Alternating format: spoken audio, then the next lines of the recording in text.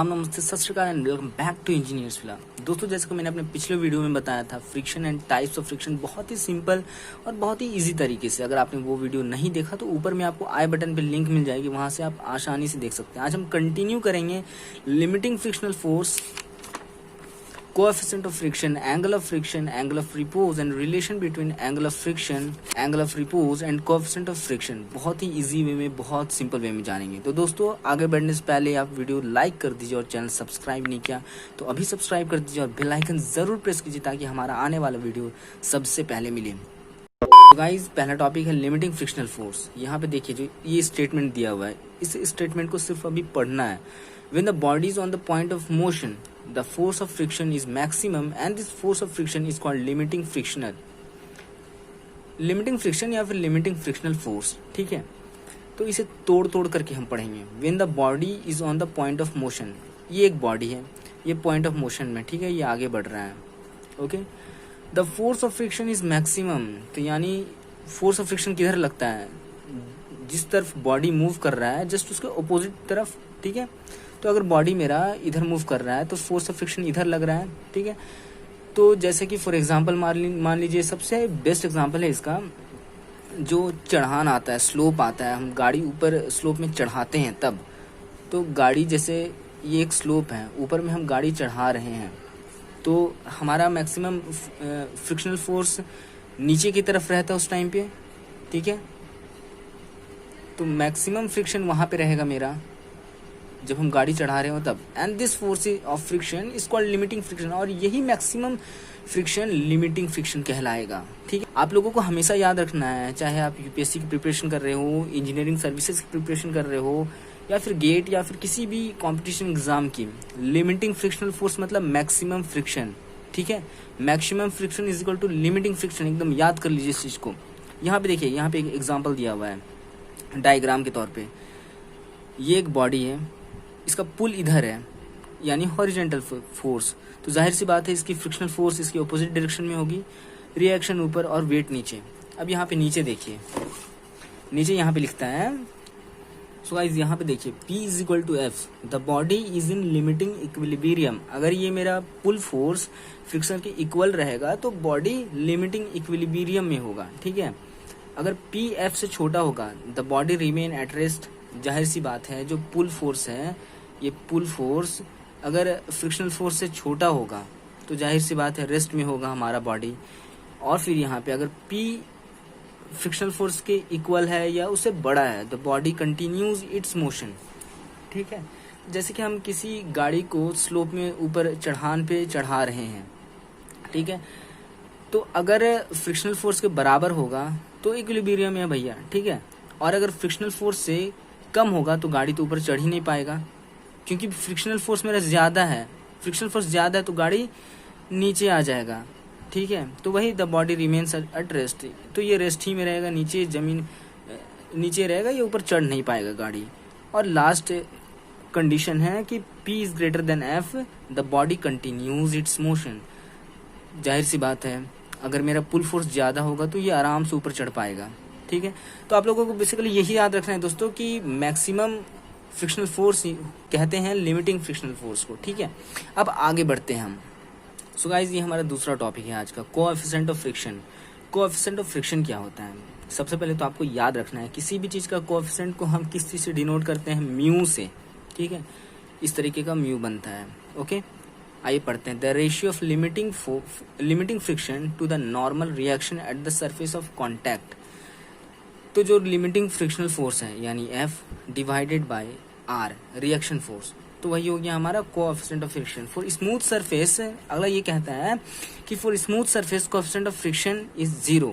जाहिर सी बात है, किसी स्मूथ सरफेस पे हमारा कोएफिशिएंट ऑफ फ्रिक्शन 0 रहेगा, क्योंकि वहाँ पे फ्रिक्शन लगेगा ही नहीं, तो हमारा कोएफिशिएंट ऑफ फ्रिक्शन क्या हो जाएगा, 0, ओके। अब आगे बढ़ते हैं, आइए गाइस आगे देखते हैं एंगल ऑफ फ्रिक्शन क्या होता है।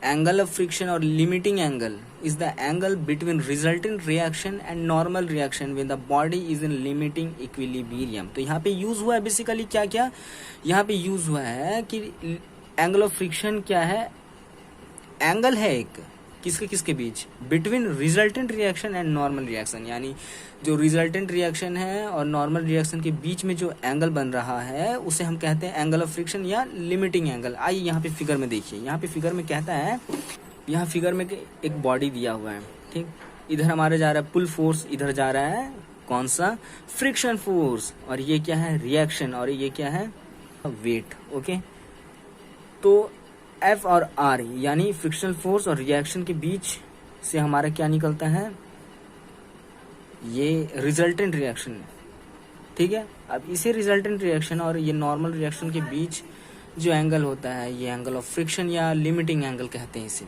आइए अब इसे कैसे निकालना है ये हम जानते हैं। सो गाइस, थोड़ी देर पहले हमने देखा था कि F/R क्या होता है, हमारा म्यू यानी coefficient of friction, therefore tan phi is equal to mu, relation between angle of friction and coefficient of friction. ठीक है, अगर आपसे कोई पूछेगा कि भैया एंगल ऑफ फ्रिक्शन और कोएफिशिएंट ऑफ फ्रिक्शन के बीच में हमको रिलेशन बताइए, तो आपको क्या कहना है, tan phi is equal to mu, ये कहना है, क्योंकि tan phi हमारा क्या हो गया, एंगल ऑफ फ्रिक्शन हो गया, और म्यू क्या हो गया, हमारा कोएफिशिएंट ऑफ फ्रिक्शन हो गया, देयरफॉर ये हमारा क्या हो गया, रिलेशन इन दोनों के बीच में। अब हम फाई सिर्फ निकाल लेते हैं, फाई क्योंकि हम यहाँ पे फाई निकालना है किसके बीच, रिजल्टेंट रिएक्शन और नॉर्मल रिएक्शन के बीच, तो phi equal to tan inverse mu.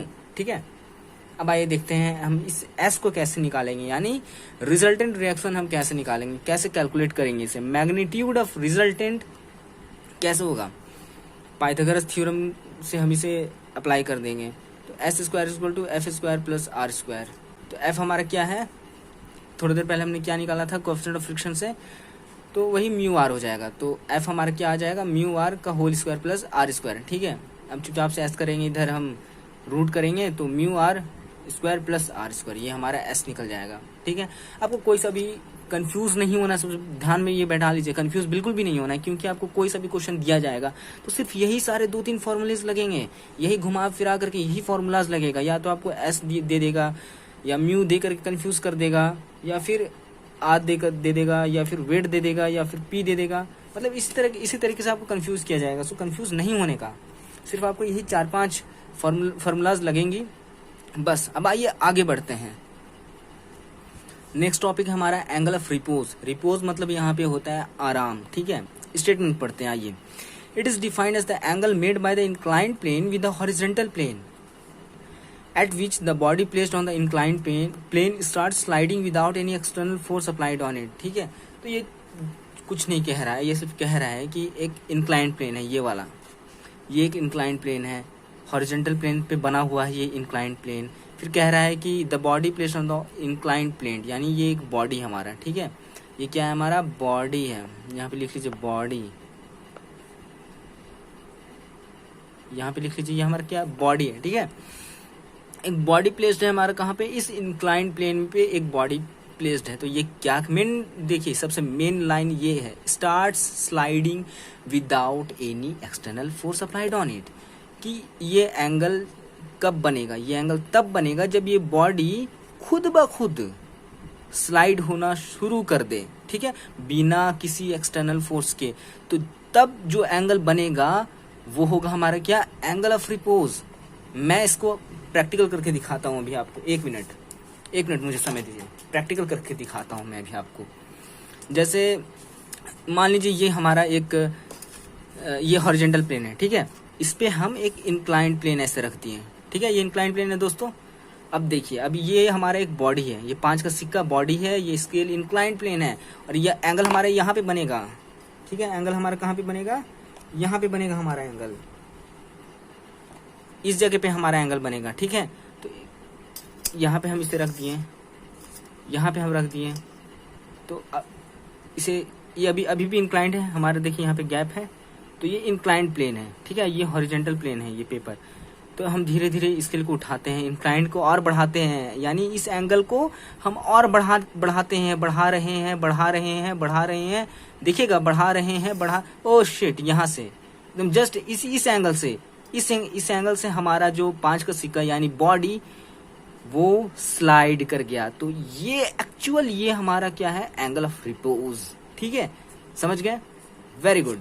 तो अब इस एंगल को कैसे निकालेंगे, आप तो समझ गए कि हाँ भैया एंगल ऑफ रिपोज क्या होता है। तो अल्फा को हम कैसे निकालेंगे, कुछ नहीं करना, जो हमने पीछे अभी पढ़ा था थोड़ी देर पहले, क्या पढ़ा था हमने, एंगल ऑफ फ्रिक्शन कैसे निकाला जाता है। तो बस सेम तरीके से निकालना है हमारा। यहाँ से एक हमारा जाएगा क्या कहते हैं, क्या जाएगा यहाँ पे, नॉर्मल रिएक्शन जाएगा, यहाँ से वेट जाएगा हमारा, यहाँ से हमारा वेट जाएगा, और यहाँ से W cos अल्फा, और यहाँ से W sin अल्फा। ठीक है, तो सेम उसी प्रोसेस से निकाल देना है। तो हमारा ये मिल जाएगा tan अल्फा, जो लास्ट में आएगा हमारा अल्फा इज इक्वल टू 5, यही हमारा रहेगा। ठीक है, आप लोगों को समझ में आया होगा।